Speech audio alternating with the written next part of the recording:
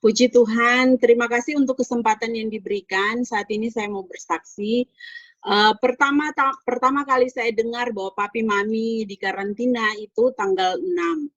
Kemudian tanggal 7 itu di grup WhatsApp kami itu udah mulai heboh, mulai ribut. Karena teman-teman di grup tuh udah pada dikirim SMS dari pihak pemerintah bahwa yang mewajibkan mereka untuk melakukan tes swab. Nah, jujur saya sendiri itu nggak dapat SMS apa-apa. Saya nggak dapat pesan apa-apa dari pemerintah. Awalnya tuh saya berpikir untuk cari aman aja. Jadi saya awalnya berpikir, nggak usah swab deh, kan aku juga nggak disuruh, nggak dapat SMS gitu. Mending aku cari aman. Tapi jujur di hati kecil saya tuh bertolak belakang karena saya juga menyadari bahwa saya ada di lokasi itu pada waktu kejadian tanggal 1, tanggal 2. Jadi seharusnya saya harus juga di swab dong. Tapi kemudian ketika membayangkan kembali, memikirkan kembali, membayangkan kira-kira bagaimana reaksi majikan saya kalau sampai tahu, pastinya mereka akan marah besar. Jadi saya mengurungkan niat untuk mending cari aman, nggak usah swab gitu. Sampai satu ketika ada satu ayat firman Tuhan yang menegur saya. Firman itu benar-benar menegur saya. Firman itu ada di Amsal 28 ayat 13. Firman itu berkata begini, siapa yang menyembunyikan pelanggaran tidak akan beruntung, tetapi siapa yang mengakui dan meninggalkannya akan disayangi. Itu firman benar-benar membuat saya merasa saya nggak bisa lari nih, gitu. Akhirnya pada tanggal 8, saya mengambil keputusan untuk memberanikan diri, mengumpul keberanian saya untuk saya ngomong jujur ke majikan. Saya ngomong tanggal 8 itu, saya ngomong apa adanya.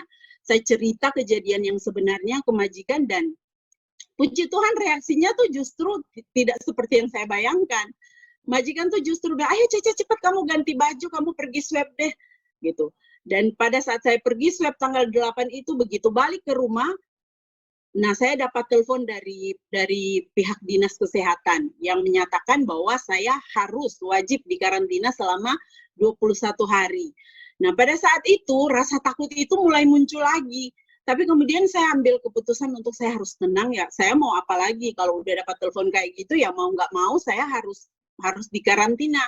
Akhirnya saya cuma doa, saya bilang Tuhan, saya tahu apapun yang terjadi itu atas izin Tuhan. Saya bilang, kalau memang Tuhan izinkan ini terjadi, saya cuma minta satu Tuhan, pegang hati majikan saya.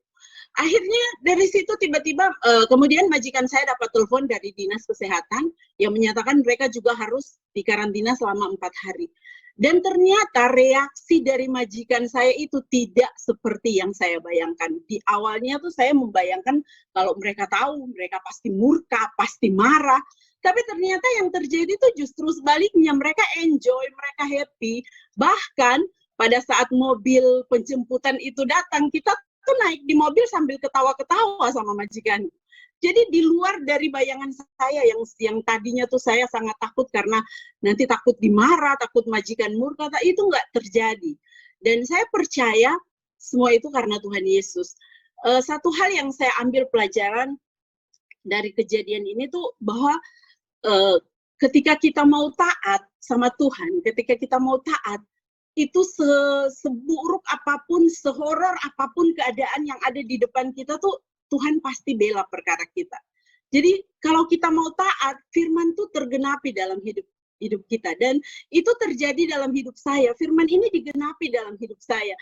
Di mana firman ini berkata bahwa kalau kita mengakui, kita akan disayang. Dan puji Tuhan sampai hari ini saya disayang. Majikan saya masih sempat sering telepon, Cece kamu gimana di situ, oke nggak? Makanannya oke nggak Cece? Kamu bawa baju hangat nggak? Saya takut kamu kedinginan. Jadi firman itu terjadi, tergenapi dalam hidup saya.